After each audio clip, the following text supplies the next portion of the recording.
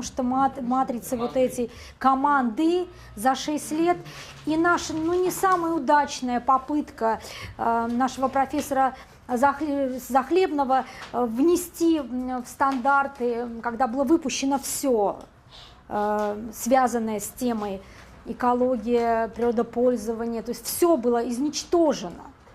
Ничего не изменилось внутри стандартов предметного содержания. И попытка сделать вот этот курс экологической безопасности и устойчивое развитие и вот эти новые учебники на коленях, потому что, ну что там они, вот 3,5 человека, и там, ну, Ханты-Мансийский округ был привлечен очень активно, еще там ряд регионов, и попытка, значит, показать, ну, как бы невозможное показать, да, то есть, потому что никто не слышал это, никто ничего не понимал, все время все говорили, особенно те учителя, которые привычно работали вот в привычной системе. Поэтому я вижу, что здесь все выстроено в систему. Ну, это просто выстраивается. Но выстроено с точки зрения, ну, хотя бы вот этих вот взаимоотношений с людьми, которые принимают решения, и с теми людьми, которые будут это все исполнять. Потому что когда на головы наших российских учителей в начальной школе, начали с начального звена, как вы помните, обрушился стандарт, да, новый, и было сказано, что, вы знаете, вы теперь сами, вы проектировщики, проектируйте, создавайте, пишите, делайте программы. Ну вот можете себе представить, ни конструктов в руках нету людей, да, особенно людей зрелых, а повышение квалификации только по верхам, только по стандартам, потом методическое нулевое сопровождение вот этого всего. И потом, что ты, учитель, должен сделать там с планом, с поурочными занятиями, все равно не должны быть, ты же не можешь прийти неподготовленный. Это ты сам. Как сам? Ну как сам? Ты же учитель. Взрослый. Ты должен учиться. Поэтому, конечно, я просто... Поэтому вот мои комментарии именно вот в этой... Что дай ты Бог, чтобы вот теперь все это выстроилось, и от целеполагания, вот, значимых вот этих идей мы перешли к реальным... к реальной вот учительской работе, которая будет следовать тому, что у вас выстроилось. Да, конечно, конечно. Я спросила, идет ли апробация этого стандарта? Ну, конечно. Конечно. Так, ну что, включаемся? Где моя там? Мне тут повесили, уже куда-то...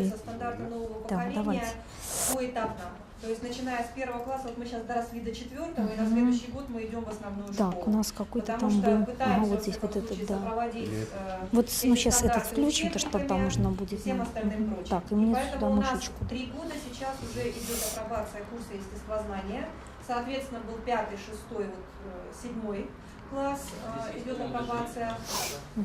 И отдельными, ну, правда, здесь мы ходили в апробацию только там, где особенно сильно изменились стандарты. Скажем, география Кыргызстана очень сильно изменилась, как я говорила. И у нас была апробация этого курса. Апробация курса химии идет последовательно. 8-й, 9-й, вот сейчас мы доросли до 10-го, но пока там сложно, потому что мы не очень понимаем база профиль, здесь это еще идет работа. Пока не апробировали физику и биологию. Но это впереди. Да, ну, соответственно, просто сейчас, поскольку речь идет о естественно-научных предметах, точно так же у нас апробированы все языки уже, и вот мы надеемся, что с этого года запустим линейку 5-й, 11-й, особенно государственный язык, с абсолютно новыми, ну, новыми для нас, не для мира, конечно, подходами в учебнике. Родные языки очень активно делаем, то есть всю языковую область. Я не понимаю, у нас вообще времени нет, я ничего не понимаю, как нам сейчас лучше сделать. Методология построения, новая методология построения, скажем, куррикулума по истории. Да в том-то и дело, мы в 7 часов должны закончить. Реальное противоречие с тем, как у нас устроены головы, особенно у людей среднего и старшего поколения. А так, да, делаем и апробируем обязательно. Коллеги, я в некотором замешательстве, как вы сами понимаете, потому что у меня должно быть ровно 2 часа на то, чтобы мы с вами сделали какие-то вещи, которые нам нужно как-то осмыслить, не просто поиграть. И мы не закончили еще ту часть сессии, которая у нас должна была быть, у нас немножко, мы сейчас должны как-то все-таки вернуться. Поэтому я даже не хочу с вами посоветоваться. Вот у нас 45 минут.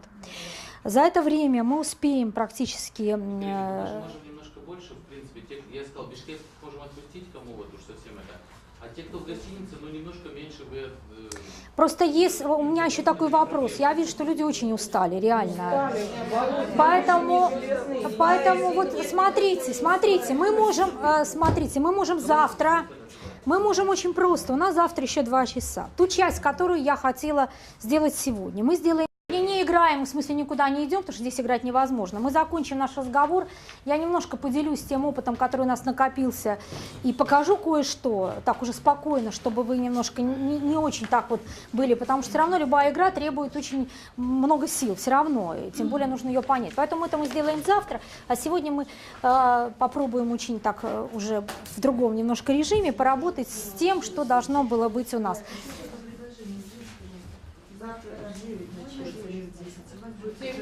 Если вы придете, пожалуйста, давайте.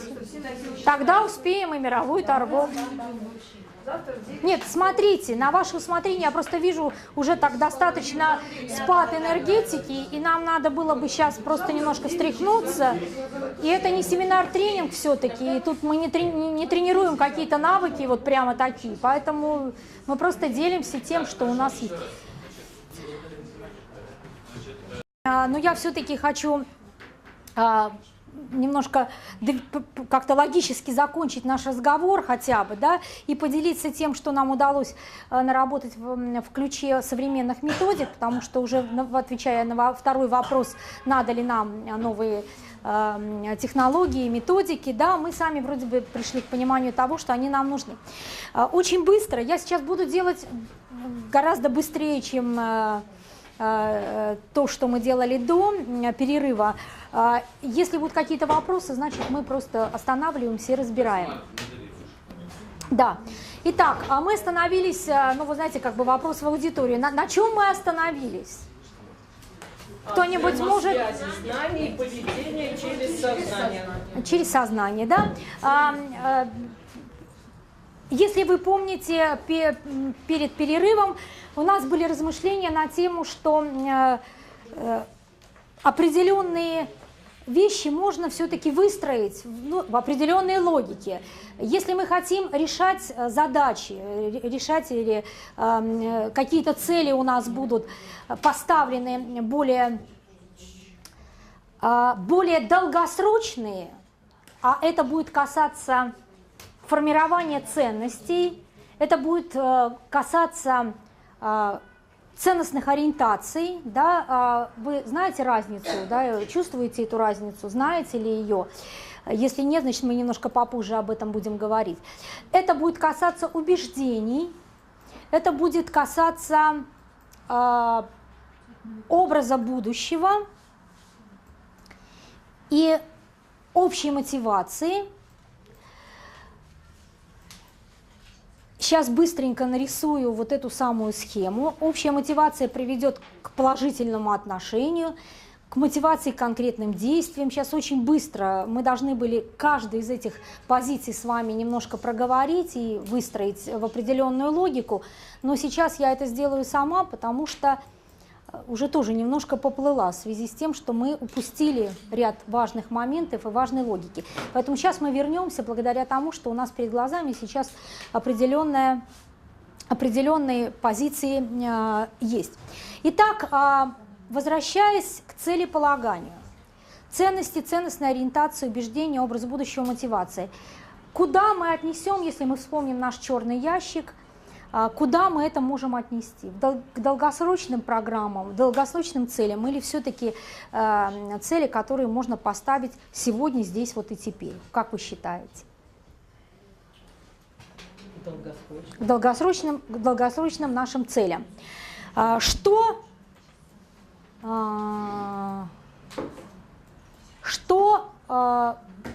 мы здесь можем сказать? Прежде всего, то, что именно вот эти категории, они относятся к более важному для нас и более долгосрочному направлению, это образование. И если мы хотим что-то закладывать, то вот как сейчас мы услышали вот этот системный подход, мы должны это заложить с самого начала и непрерывно развивать. Это возможно, то есть возможно повлиять на ценности, даже их сформировать, возможно ценностные ориентации развить, можно убеждения тоже сформировать, можно действительно определенный образ будущего заложить в сознание ребенка и развить общую мотивацию к тому поведению, которое мы хотим с вами. В данном случае это экологическое поведение или поведение по отношению к окружающей среде. Но это процесс очень долгосрочный. Если мы готовы, этим занимается образование, если мы готовы, то и непрерывно работая с коллегами, мы ставим себе эти задачи как миссию. Положительное отношение, мотивация к конкретным действиям, готовность, знание, как сделать что-то здесь, мы могли бы отнести с вами к конкретным целям на сегодняшний день. И, как ни странно, этим занимается просвещение. Вот как ни странно. То есть если мы хотим увидеть что-то, что нам важно увидеть буквально сегодня и чуть-чуть завтра, в смысле завтра, не образа, а вот завтра, то вот этим мы с вами и занимаемся. И это просвещение. И ничего страшного в этом нет. То есть если мы ставим себе задачу нашим проектом Шпире развить какие-то определенные положительные отношения, какое-то определенное положительное отношение к каким-то конкретным поведенческим установкам или развить какие-то привычки, то мы это можем сделать, мы ставим такую цель, и мы выбираем те методы, которые это могут сделать. И вы сегодня прекрасно об этом говорили. Если же мы хотим заниматься долгосрочным влиянием на формирование личности, на определенные качества, то мы должны тоже понимать, что эти вещи не происходят в одночасье, сию минуту, потому что в этом черном ящике есть то, что мы должны с вами учитывать. Ну и вот западные наши технологи говорят о том, что сегодня есть еще один путь, который позволяет нам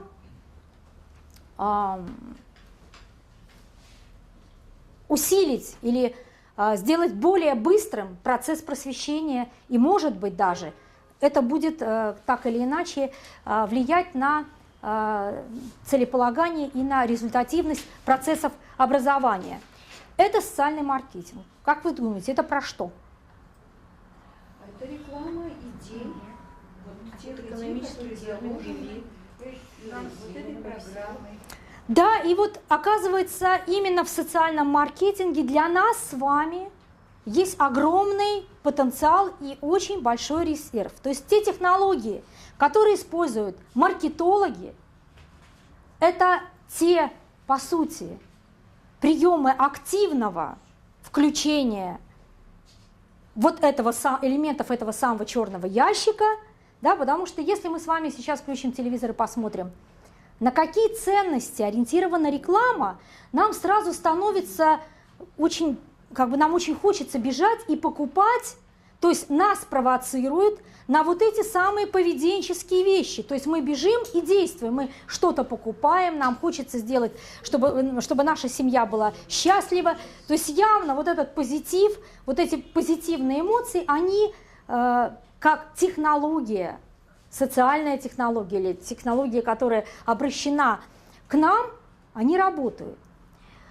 Это и неплохо, и не хорошо. Я считаю, что для нас это хорошо, потому что в нашей педагогической деятельности мы можем взять на вооружение вот эти самые технологии, которые используются в социальном маркетинге. Потому что именно они позволят нам приблизиться к тем результатам, или к тем целям, и через них выйти на результаты, которые мы все-таки в душе ставим. Нам очень хочется видеть молодого человека, который действительно будет развиваться, исходя из той ситуации, которую мы с вами описали в самом начале. Образование – это про то, каким должно быть завтра. Если наша тема, связанная с устойчивым развитием, вот Володя уже сказал, что как философ он настаивает на том, чтобы такая категория, как мировоззрение, присутствовала, собственно говоря, что тут скрывать?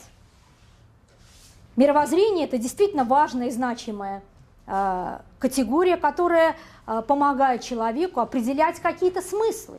И если мировоззрение, да, они могут быть разные, но это работа со смыслами, и образование, в силу того, что оно ориентировано на долгий период, и оно может быть, и как уже было сказано, на всю жизнь, и сейчас мы образование собираемся пронести через всю жизнь, да, как определенную стратегию, которую мировое сообщество предлагает нам и в новых целях тысячелетия, то для нас это очень важно. Это формирование ценностей, это формирование определенного образа мышления, это тот образ будущего, а для нас, тех, кто занимается идеями устойчивого развития, это образ будущего устойчивого, будущего непредсказуемого, да, но все-таки с определенными концептуальными идеями, которые позволяют нам выстраивать другие отношения, то есть нам, человечеству, да, с природным окружением. Что такое просвещение сегодня? Что можно сделать сегодня? Вот чтобы не было вот этого самого конфликта и парадокса экологического сознания. Потому что мы вроде бы нащупали с вами, когда мы обсуждали вот эти все проблемы наши, да, и первую часть, мы чего-то нащупывали, но никак не могли понять, где место тем нашим методикам или тем нашим видам деятельности, которые мы организуем для детей. Мы же их называем мероприятия. Вот даже наша терминология педагогическая, понимаете, она очень интересна. Что такое мероприятие?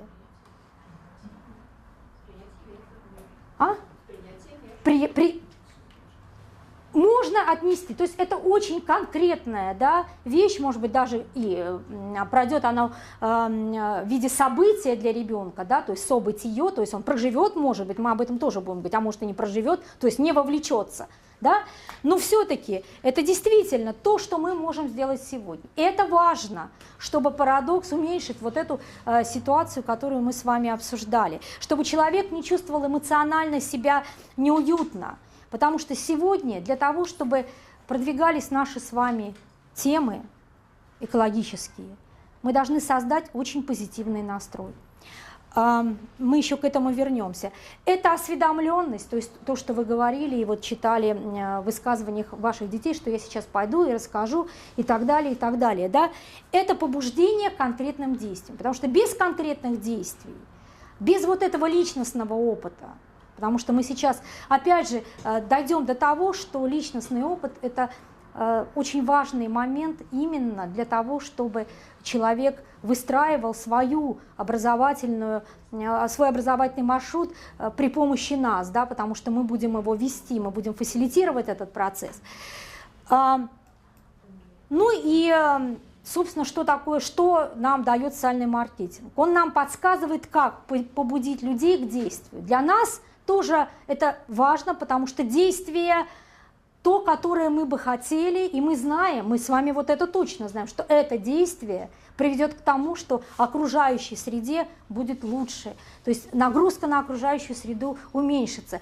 И для нас то, что разработали маркетологи, то, что они используют для других целей, для продажи, да, здесь тоже есть противоречие, потому что мы действительно живем сейчас в мире потребления. Но если мы не будем видеть во всем для нас, в том числе и для нас, для педагогов, ведь то, что создано, понимаете, если бы когда-то, ну не знаю, там, педагоги могли только себе представить, что психология дает им, педагогическая психология, психология общая, дает прекрасные инструменты, чтобы вовлечь субъект в деятельность, и за нами было бы открытие того, что сделали маркетологи сегодня, да, продавая свои товары, мы ведь тоже будем продавать сейчас свой товар, мы будем продавать эти знания, потому что для нас это тоже по сути продажа.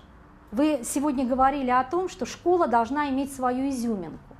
Школа должна продаваться. Как ни странно, звучит в нашей аудитории это словосочетание.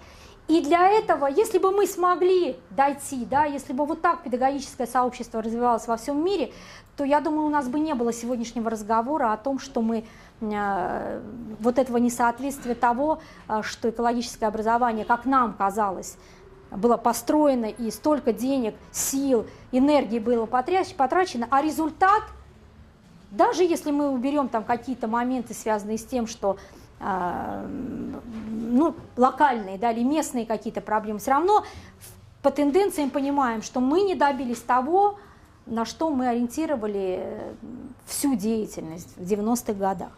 Поэтому побуждение к конкретным действиям, помощь в освоении элементов экологического поведения. Есть такое сейчас направление, вы знаете, в психологии, экологическая психология, и есть отдельное направление, это психология среды.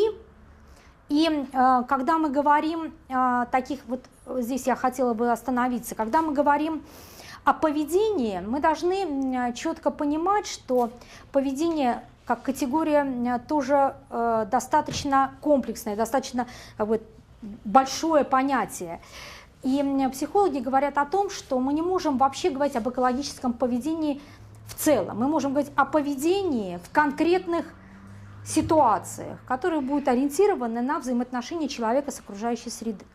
И психологи нам говорят о том, что если мы сформировали какую-то привычку или элемент поведения, да, или поведенческую установку по отношению, допустим, к тому, что ребенок, ну, к тому, чтобы уменьшить энергопотребление. То есть мы научили ребенка определенному поведенческому действию. То есть он научился везде выключать свет, когда он не нужен. Навыки. Ну, Уходя гасить это не навык, Это привычка. это определенное поведенческое действие. То это не значит, что эта привычка перенесется на другой объект, например, воду. И вот это нужно четко понимать. Мы научили ребенка выключать свет, но это совершенно не значит, что он будет осознанно выключать воду так, как он осознанно стал выключать свет, потому что вы для этого провели огромную работу. Это очень важно. Вот для меня это было очень большое открытие, когда я услышала это не только на конференциях в России, но и вот весной я была на большой конференции в Соединенных Штатах Америки, и большое представительство стран заявляло, психологи говорили вот об этих вещах. Для меня это было открытие, потому что, работая в водоканале Санкт-Петербурга, вы увидите, у вас в раздачном материале будут уроки воды, построенные на идеях устойчивого развития. И мы строили всю свою деятельность, конечно, на главном ресурсе вода, потому что для водоканала это важно. И я не буду говорить о том, что 15 лет ушло на то, чтобы водоканал понял, что для него это тоже ресурс, а не средства наживы. Да? И когда они поняли, и здесь сработал тот самый социальный маркетинг и такой социальный ход, и социально ориентированный, да, больше ход, что почему бы не сделать из этого вот такое миссионерское, что ли, направление, когда водоканал, который рассматривают как предприятие, которое собирает деньги, и иногда излишки, да, вдруг говорит о том, что нам выгодно экономить воду, потому что мы считаем, что это главная ценность, и эту ценность разделяют все сотрудники предприятия. То есть можете себе представить, какая огромная работа была сделана. То есть, и поэтому, если строишь какую-то определенную работу и направляешь на какие-то конкретные объекты улучшения, помните, что переноса не будет. Если вы целенаправленно с этим не работать. Если вы не поясняете, и не объясняете, и не строите дальше работу в этом направлении. Поэтому, когда мы говорим про бытовые отходы, когда мы говорим про мусор, когда мы говорим про воду, про электроэнергию, это все отдельные элементы содержания, с которым нужно работать.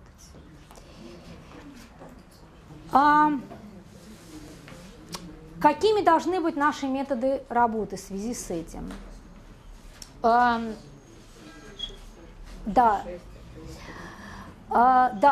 значит, благодаря тому, что какая-то адаптация из зарубежного опыта, и свои собственные знания, мы пришли к пониманию того, что существует 6 стратегий, поведенческих стратегий, с которыми я бы очень хотела вас познакомить, потому что это не просто какие-то такие элементы, это определенная система того, что мы можем сделать для того, чтобы работали наши методы новые, и с чем мы должны работать, чтобы получить определенные результаты. Я хотела провести это упражнение и, конечно, бы настоятельно рекомендовала нам это сделать, потому что иначе это будет просто мой ответ Кирзону, что называется, и, может быть, вы это не присвоите. Мне бы хотелось, чтобы вы с этим поработали. Не знаю, насколько вы сейчас готовы поработать немножко в группах. Я сейчас объясню, что нам нужно сделать. Итак, после определенных знаний новых у нас появилось 6 стратегий, которые мы назвали 6P. Значит, в английском варианте они 6R, у нас они 6P. А если кто-то уже брал мою вот тут методичку, то для маленьких детей мы упростили и назвали это 5 шагов. Я потом объясню почему, потому что уже я ее не вижу, но неважно. 5 шагов тоже построено на этой стратегии. Почему я говорю, что это стратегии? Наверное, потому что 10 лет, 15 лет назад мы были рады и тому, что первые вот эти то, что мы знаем, 3 Р работали. И нам было очень радостно от того, что мы добились того, что люди вроде бы стали понимать и использовать, да, и дети в том числе.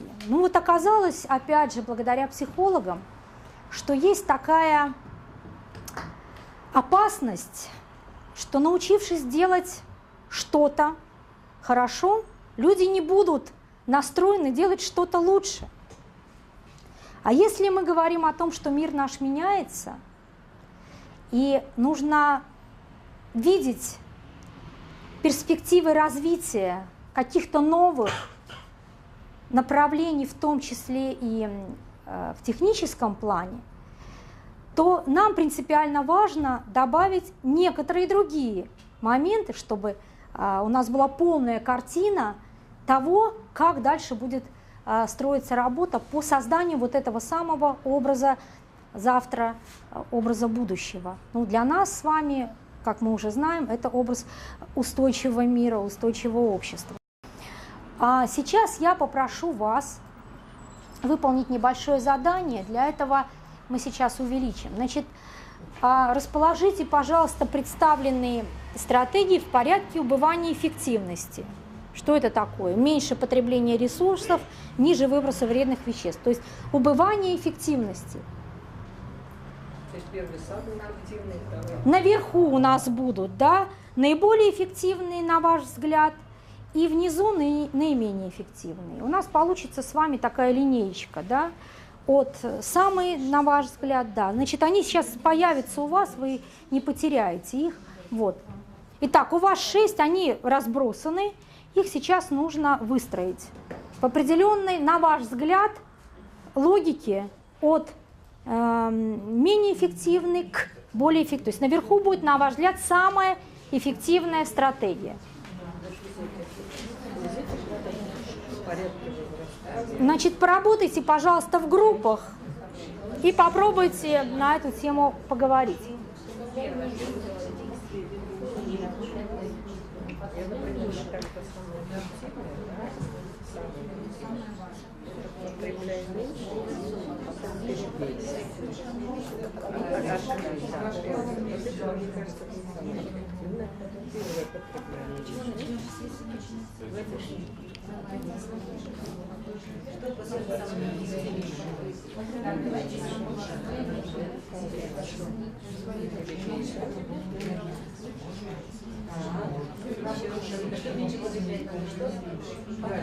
потребление. Что нужно?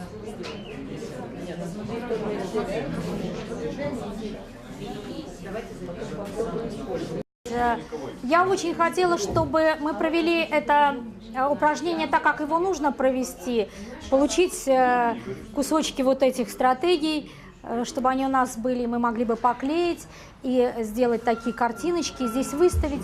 Но у нас не было для этого времени, вот, поэтому попробуем сейчас, хоть это и сложно очень, но немножко друг друга послушать и потом посмотреть, что я предлагаю на этот счет. Давайте попробуем. Пожалуйста, вот группа у нас готова. Давайте послушаем. Кое-в чем есть разногласия, но тем не менее вот мы считаем так: прежде чем что-то предпринять, постарайся посмотреть по-другому. И если можешь, перебейся. Откажись. То есть посмотри по-другому у вас внизу, На себе нет. на самом верху. То есть это самое эффективное. Так, А следующий. если не можешь перебиться, тогда потребляй все-таки меньше.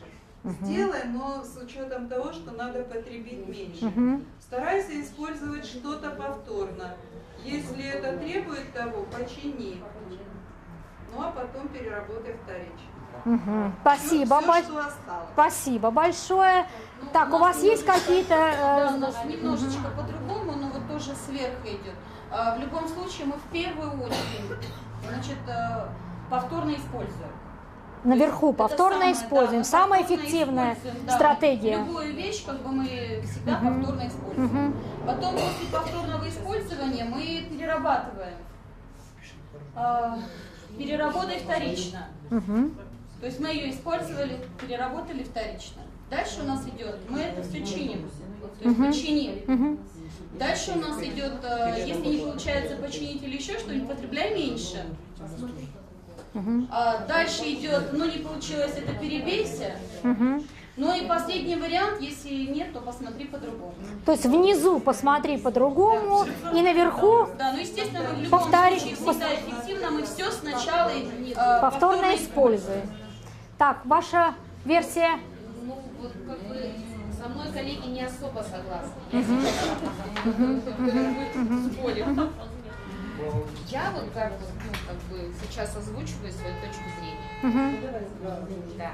Вот мне кажется, самое главное, нужно посмотреть по-другому, нужно ли мне вот это. Где вот это, наверху или Это внизу? будет самое важное, да? Эффективное, наиболее эффективное. Да. Посмотри по-другому. После этого, когда ты посмотришь по-другому, другими глазами на то, что ты делаешь и что к этому приводит, то ты будешь потреблять меньше, например, там ресурсов там, или еще что-либо.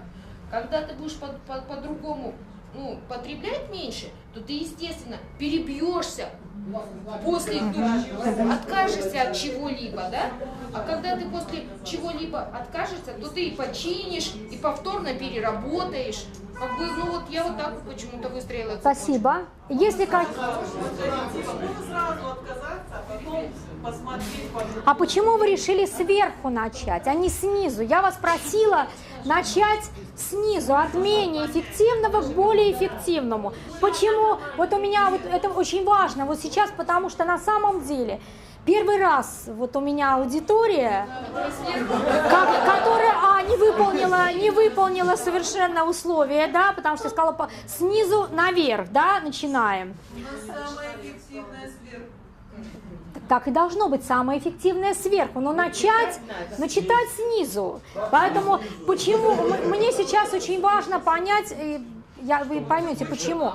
Почему, откуда такая логика? Знаете, я вот почему-то сейчас вот думаю, И возвращаясь к тому, что вы до этого говорили, когда мы про сознание говорили, да, если человек поменяет сознание свое, да, то он как раз придет вот к тому, к чему мы В общем, сейчас пришли. очень хорошо, что я не сделала это упражнение сейчас с наклеиванием, хотя как метод нужно помнить, что это очень важно, включать кинестетику, и чтобы дети что-то делали руками на уроке, да, выйдя из вот нашей сейчас беседы, это принципиально важно. Но я уже понимаю, что здесь по-другому совершенно выстроились наши с вами, не зря двухчасовая беседа была.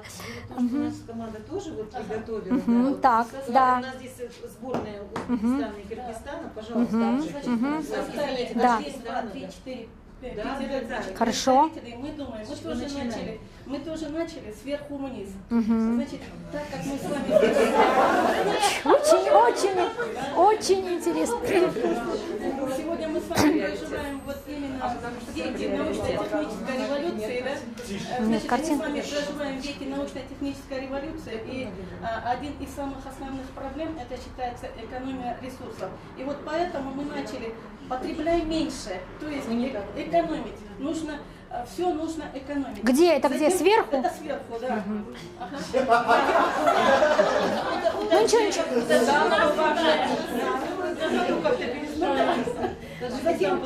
Затем идет, если это не получается, то нужно посмотреть по-другому, с другой стороны, хорошенько посмотреть. Затем, если нужно, значит, перебиться нужно, отказаться. Если это не получается, то починить нужно, подумать хорошенько, починить и так далее. Затем переработать вторично и все это в конце использовать повторно.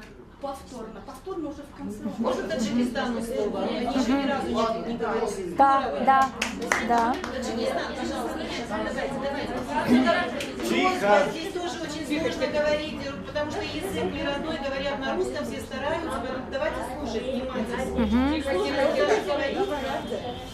Да, давайте слушать, пожалуйста. Пожалуйста. Я заставляю посмотреть по-другому. Если Тоже сверху. На мир. на мир другой взгляд, мы понимаем, что это не надо много вещей брать, например, платье для себя один покупаем, это Точки газа есть, а? точки газа есть, Что точки газа? много точки. Либо себе харе, Например, Дорим мы не покупаем будет. одну одежду, но у нас еще много других одежд. میخوایم که خب سوختر داشته باشیم از همین ما اگر وقتی که با نگاه دیگر نگاه میکنیم همین Потребляем рад больше. میکنیم оставимся, что не надо много покупать это вещи. То есть, Это на если у втором. нас есть одно платье, На втором. то мы хотим еще больше покупать, мы прежде должны подумать, нужно ли нам, насколько это нужно это платье нам сейчас купить. И если мы осознанно подойдем к данному вопросу, то мы начнем меньше потреблять. باید کمتر استفاده بریم потребляем меньше, потом перерабатываем вторично. Например, у нас зонтик есть. Если он сломается, повторично мы можем шить сетку. Еще починим это. Нет, сначала Сначала починить. починим, потом переработаем вторично. Потом, если мы используем это много раз, можем отдавать другому. Например, бабушку надо отдавать. Это Повторное использование стоит. Спасибо. Вот у меня там пара сидит рядышком друг с другом. Пара в смысле, что я как-то все-таки, да, что-то у вас есть какие-то, может быть, свои вещи, да. Здесь у нас соединился как раз... Да, потому что не слушали просто, не слышали еще вот коллегу. Давайте хоть к концу дня тоже что-нибудь услышим. Хорошо. Значит, мы тоже сверху. Но это учителя. Ну, я вроде как тоже работаю с разными учителями. Значит, нам нужно сперва посмотреть по-другому. Если посмотрели по-другому, мы вдруг можем перебиться. Если не можем перебиться, то нужно поменьше чего-то использовать. А если уже не можем использовать поменьше, нужно его починить, использовать повторно. А если повторно не получается, то уже переработать вторично. Если не подлежит. Спасибо, спасибо. Андрей, какие-то... Да. Так, во-первых, извиняюсь за наглость, что я говорю после 7. Как бы уже все. Да уж. Но давайте, я действительно тоже начал сверху вниз, а я теперь прочитаю все-таки снизу вверх, да? Первое, почему? Потому что, кстати, маркетинги продумали действительно грамотно. Они так делают устройство, срок эксплуатации, стоимость ее и стоимость деталей так, что чинить не выгодно, проще новый купить. Ну вот все покупают в магазинах, поэтому почини. Повторно используй. Почему? Ну, он эффективный, да. Но повторно использовать не все же мы можем. Ну, все-таки не все мы можем повторно использовать. Некоторые вещи все-таки надо утилизировать. А переработать вторично, конечно, эффективнее, действительно, чем повторно использовать. Почему? Потому что мы получаем абсолютно новую вещь, ту, которую нам нужно. Перебейся еще лучше, действительно. Нету ничего и, соответственно, никакого вреда экологии там и так далее нету. Потребляй меньше, это лучше, чем перебейся. Почему? Потому что не от всего мы можем отказаться. То есть, как бы, вот, действительно, мы можем снизить что-то, но от чего-то отказаться абсолютно мы не сможем.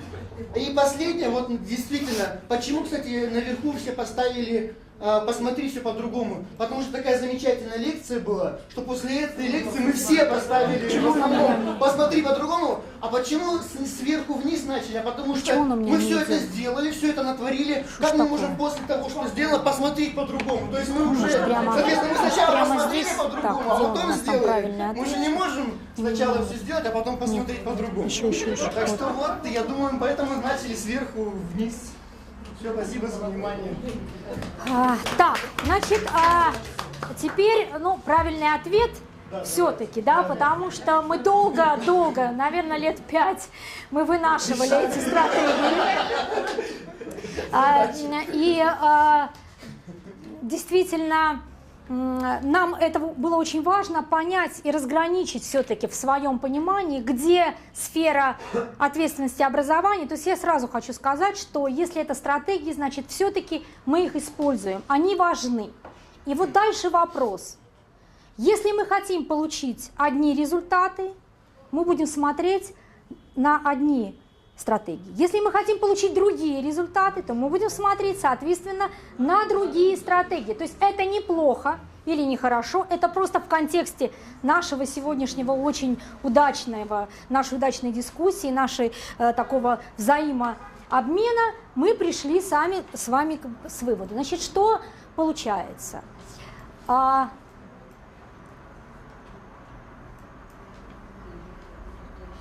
Проверяйте. Я запомнила вот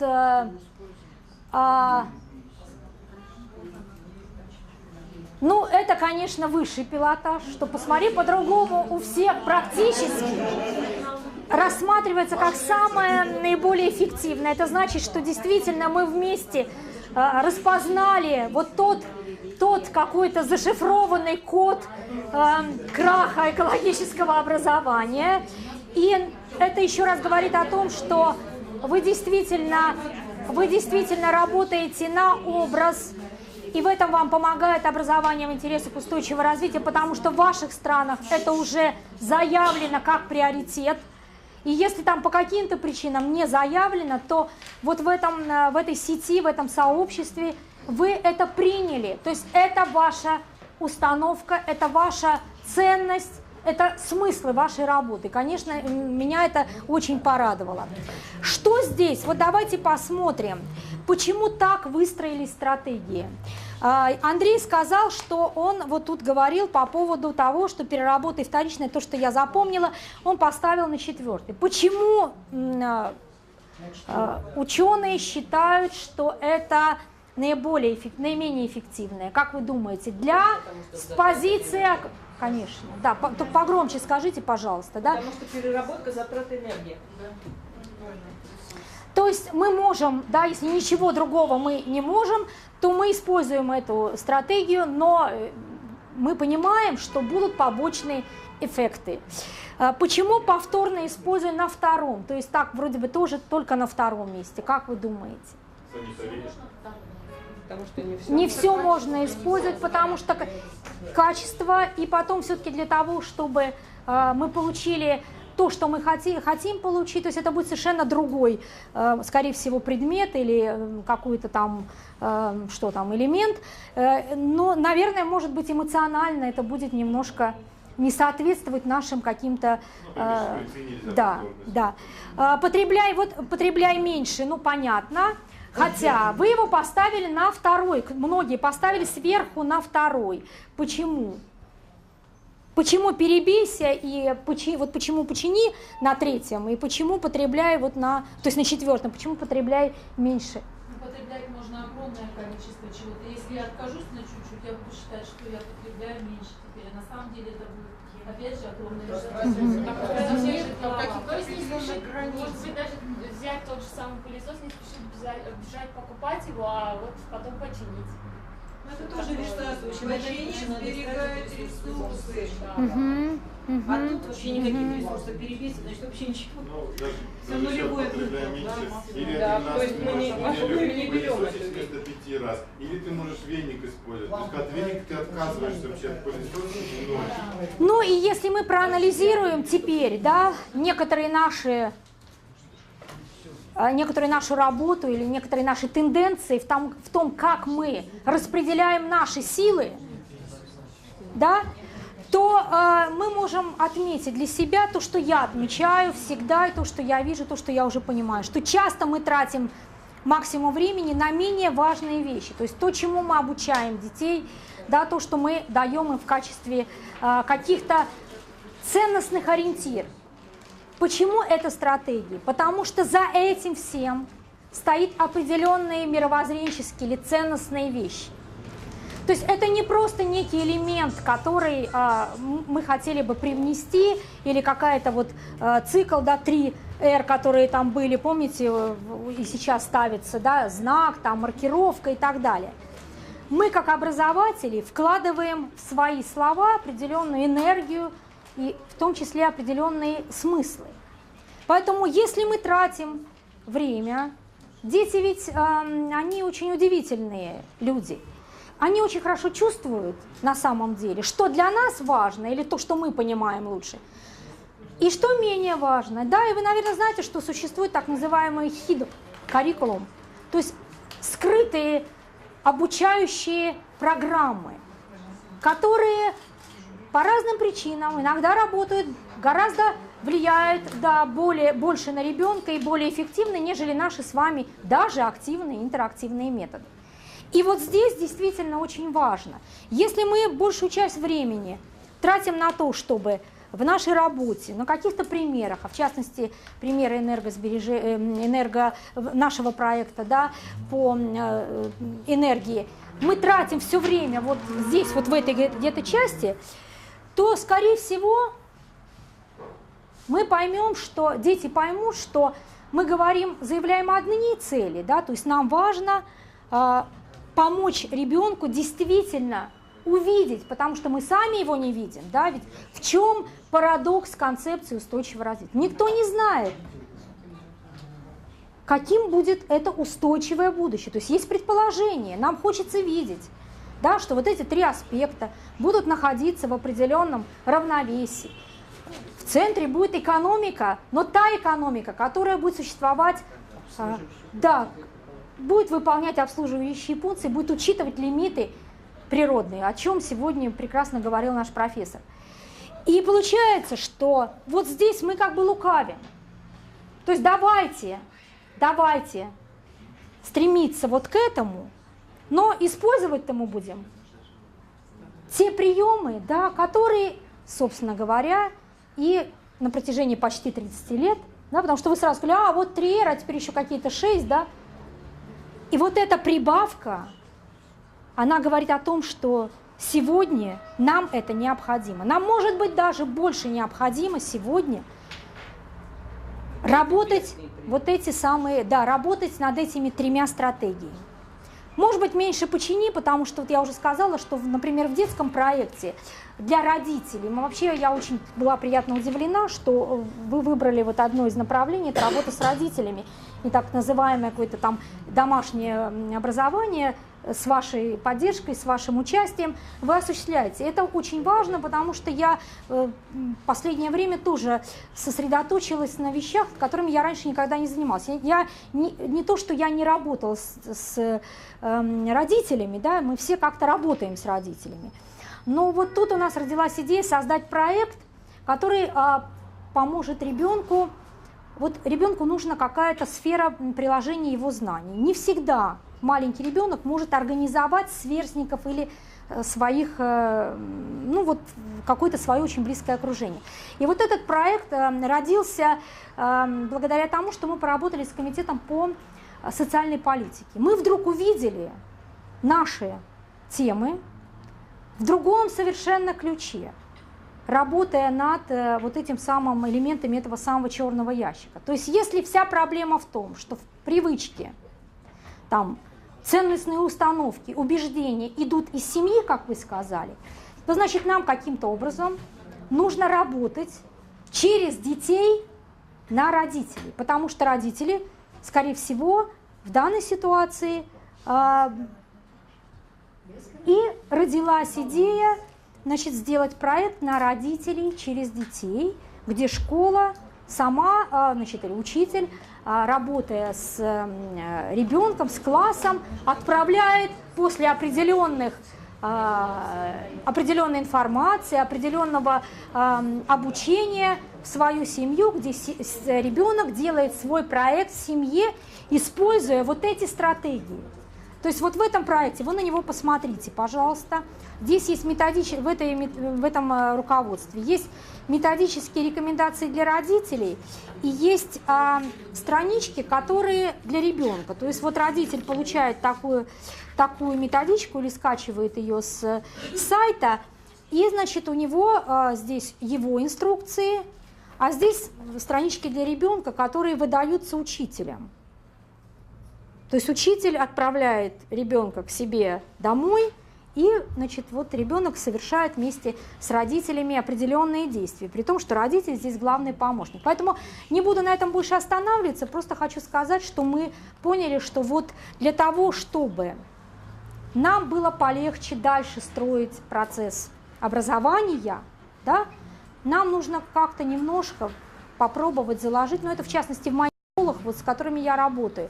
Мы вдруг это увидели, что здесь у нас это очень сильно хромает, хотя проектная деятельность действительно в начальной школе сейчас у нас особо активно развивается. И учителя с удовольствием этот проект делают. И вы бы видели, какие потрясающие вещи, потому что после каждого шага есть какая-то обратная связь, и вместе с родителями это все делается. То есть это не просто домашнее задание, это ребенок делает проект у себя дома, и родители его направляют и помогают. То есть таким образом мы немножко тоже информируем и немножко просвещаем родителей в этом направлении. Поэтому посмотрите на него, и здесь мы используем пример с бумагой, который очень хорошо ложится в эту стратегию. Я думаю, вы сами можете, если бы я вас сейчас попросила, мне сейчас рассказали, что бумага – это очень хороший ресурс для того, чтобы отрабатывать понимание тех или иных приемов, которые соответствуют этим стратегиям.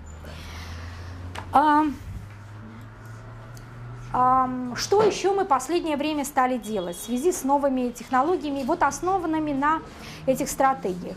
Ну, прежде всего, значит, в последнее время у нас появились тематические уроки в школах. Ну вот ресурсы сбережения в школе, я думаю, что вот это пособие, наверное, вы видели, может быть.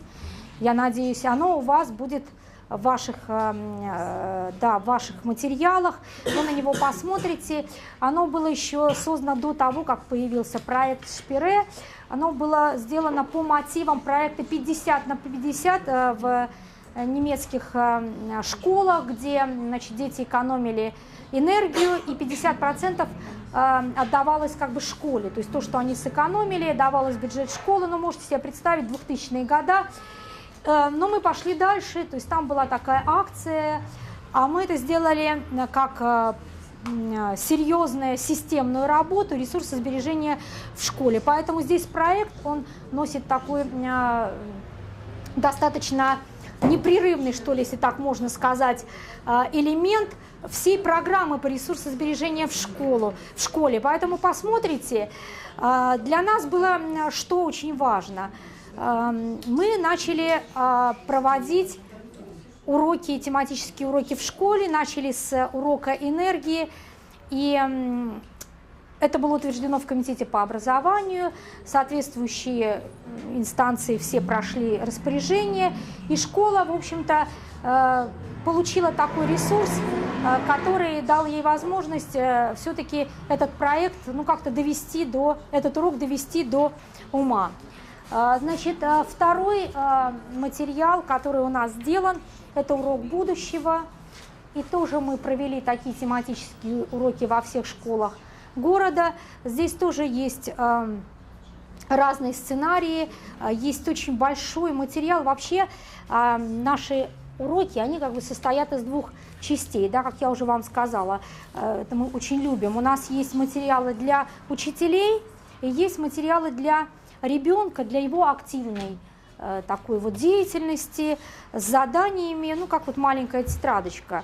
И вот эти уроки, то есть урок, мы говорим, это не 45 минут, а урок это вот как то, чему мы можем научиться вот у того явления или у той содержательной какой-то идеи, которая нам нужна. То есть урок не урок как функциональный элемент наш, да, вот, форма, да, а это именно как чему мы можем научиться все вместе, ну, чтобы вот так вам было понятно. Поэтому вот чему нас может научить ситуация, связанная с будущим, вот здесь есть.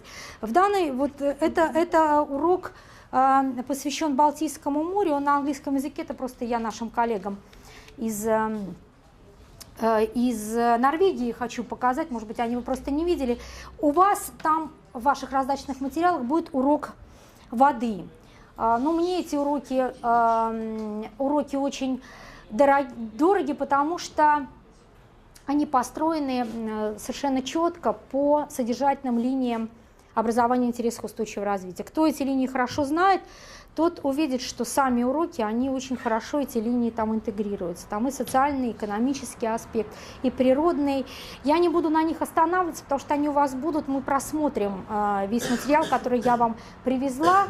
Но, опять же, они все настроены на то, чтобы педагог мог в интерактивном ключе поработать со своим классом. То есть это все элементы активного методики активного обучения, но я бы даже сказала, что это интерактивные уроки, которые вы можете использовать. Вот сегодня прозвучала тема воды. Я считаю, что вода и устойчивое развитие – это вообще такая благодарная тема, особенно в странах, да, я и хочу это сказать, что через это можно охватить все. И если выбрать эту тему как, опять же, там какую-то интегративную, да, и через нее пропускать проекты, то, конечно, так же, как и энергия, цепляет не только изменение климата, как мы теперь уже это понимаем, а еще очень много других тем, то, конечно, это было бы. Но посмотрите, почему я считаю, что это важно. Вы можете взять оттуда все приемы и использовать их для своих тем, для своих каких-то нужных вам, таких обобщающих тем. Ну и вот уроки Балтийского моря для нас тоже очень важно, потому что эти уроки прошли во всех странах Балтии. Я очень горжусь тем, что они сделаны были на русском и на английском языке. И мы провели очень много мастер-классов в странах по этим урокам Балтийского моря. И они прошли у нас в наших школах. Поэтому посмотрите, может быть, у вас родится какой-то проект, который будет тоже каким-то образом связан с темой моря, которое вас объединяет и так далее. Потому что там тоже очень хорошо все содержательные линии затрагиваются, и социальные, и экономические, и природные аспекты. Вот здесь еще есть, благодаря тому, что Комитет по природопользованию когда-то в 2010 году принял такую смелость попробовать сделать курс по проблемам окружающей среды Санкт-Петербурга, мы разработали тоже интересные уроки. Что-то из этих уроков у вас там тоже есть. Просто вот вашу методическую копейку. Я не стала все давать, потому что это касается все-таки города Санкт-Петербурга, а вот априори в Санкт-Петербурге экологических проблем, кроме качества воздуха, нет. Поэтому вот можете себе представить, как любят тему окружающая среда в нашем, да, абсолютно, в нашем городе. Да. Вот. А что, чем еще я хочу с вами поделиться, и сейчас на этом закончу, завтра просто вернусь. Это то, что родилось у нас, это интерактивные игровые программы. Это тоже одно из таких интересных направлений работы, которое нам дорого, потому что оно 100% отражает именно интерактивные подходы. Но это, конечно, сразу мы всегда говорим, что это очень такое, знаете, энерго- и ресурсозатратное во всех отношениях событие, которое может пройти. То есть если такие программы появляются, то, конечно, это явление, это событие в городе. Нам удалось сделать так, что несколько наших программ затем перемещались по России, потому что уж очень они полюбились и понравились руководителям, которые приезжали к нам и участвовали, просто в силу там разных причин приезжали к нам в гости и эти программы видели. Давайте мы на этом сегодня закончим, потому что уже устали, я уже вижу, и уже 8 час. Спасибо вам большое за то, что вы вместе со мной дожили до окончания нашего семинара.